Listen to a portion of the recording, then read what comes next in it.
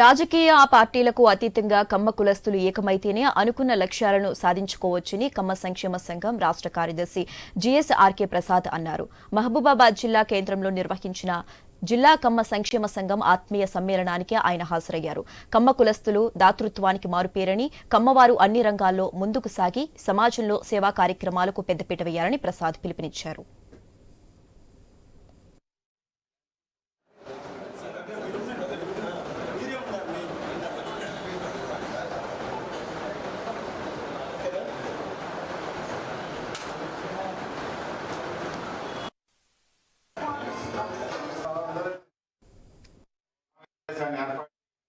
మనం కలుస్తూ పోతూ ఉంటే ఆలోచనలు వస్తూ ఉంటాయి, కార్యక్రమాలు రూపకల్పన జరుగుతూ ఉంటుంది. కాబట్టి మీరు ఏర్పాటు చేయండి.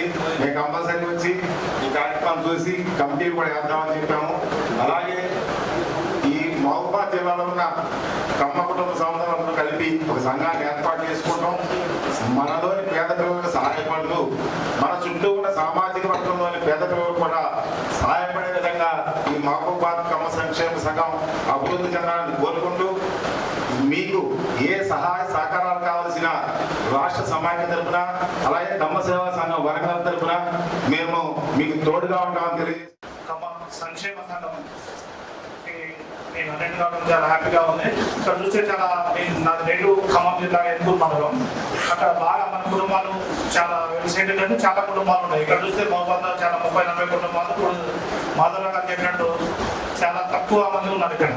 ఉన్నప్పటికీ కూడా ఈరోజు మీటింగ్ కండక్ట్ చేసుకుని అందరూ ఐకమత్యంగా ఉండాలని, ముందుకు పోవాలని చెప్పి 10 మందికి హెల్ప్ చేయాలని చెప్పి వాళ్ళు మంచిగా ఇచ్చారు.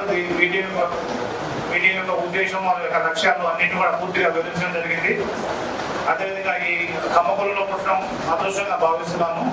తర్వాత 10 మందికి మన కులంలో ఉన్న జీవితంలో ఏంటంటే కష్టపడటం, 10 మందికి సాయం చేయడం, 10 మందికి ఉపాధి కల్పించడం, ఇవన్నీ కూడా కమ్మ కులంలోనే సాధ్యమైంది.